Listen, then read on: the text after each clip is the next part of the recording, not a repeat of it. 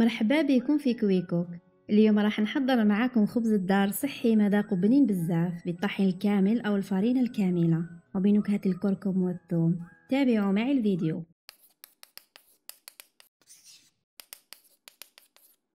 أول حاجة راح نحط مقدار من الحليب في وعاء، ونزيد نحط كذلك مقدار من الماء المعدني، ونضيف أيضا خميرة الخبز وكمية من السكر، وراح نخلطهم مليح بواسطة ملعقة كما راكم تشوفوا حتى تتجانس الخميرة مع السوائل. وهنا السوائل لازم يكونوا بدرجة حرارة الغرفة باش تقدر الخميرة تتفاعل مليح مع السوائل. من بعد نروح نغلق الوعاء بغطاء ونخليه تختمر مدة 10 دقائق. في هذه الأثناء نروح نحضر وعاء ونجيب كمية من الطحين الكامل أو الفرينة، نضعها في الصحن ونزيد نحط كمية من الملح حسب الذوق. من بعد بواسطة ملعقة خشبية راح نعمل حفرة في الوسط كما راكم تشوفوا، باش من بعد راح المكونات تاعي ندخلها في هذه الحفرة. راح نحتاج في هذا الخبز إلى بيضة كاملة تكون بدرجة حرارة الغرفة. راح نزيد نضيف كمية من الزيت الزيتون أو الزيت النباتي.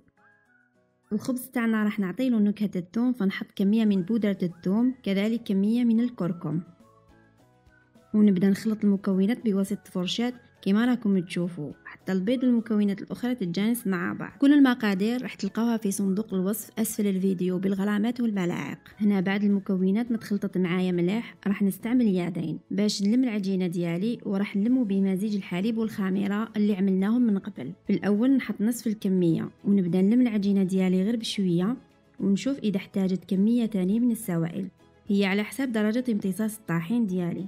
نكملوا نعجنوا فيها بهذه الطريقة. هنا العجينة ديالي احتاجت كذلك إلى شوية من السوائل، فراح نزيد لها شوية ونبدأ نعجن فيها.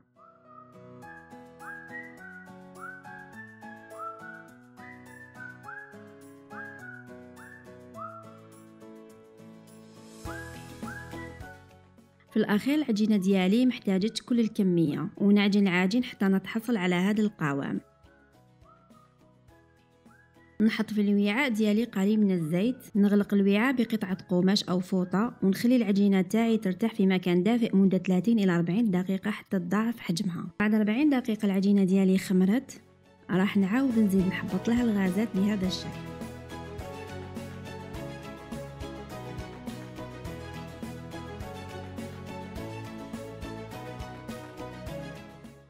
ونكورها ونخليها في الوعاء تاعها.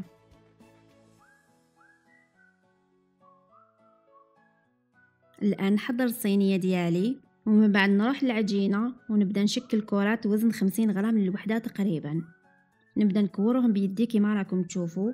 طبعا هنا كنت درت الزيت في يدي باش العجينة ما تلصقش، ونبدأ نكور بهذه الطريقة ونحط في الصينية.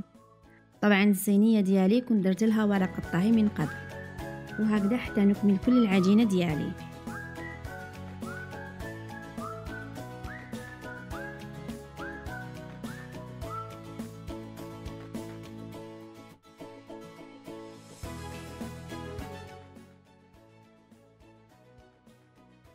نعاود نغطيها بقطعة قماش ونتركها ترتاح مدة 30 دقيقة. بعد 30 دقيقة خلاص الخبزات ديالي خمروا، راح ندهنهم بشوية صفار بيض مع قليل من الحليب بهذا الشكل وبرفق باش العجينة ما تحبطش معانا.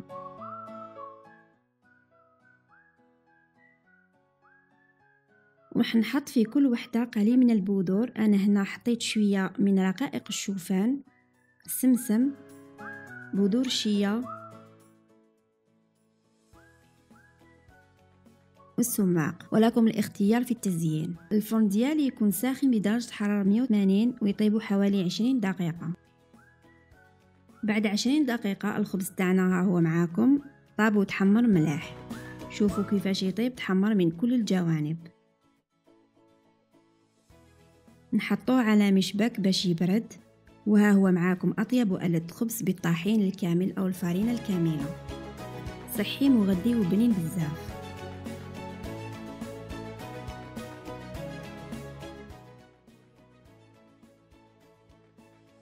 راح نقسمه معاكم. شوفوا شحال طري واخذ اللون الكركم وطعم الثوم، ومن الداخل خفيف. تقدروا ترافقوه مع حساء او شوربه او حتى مع سلطه.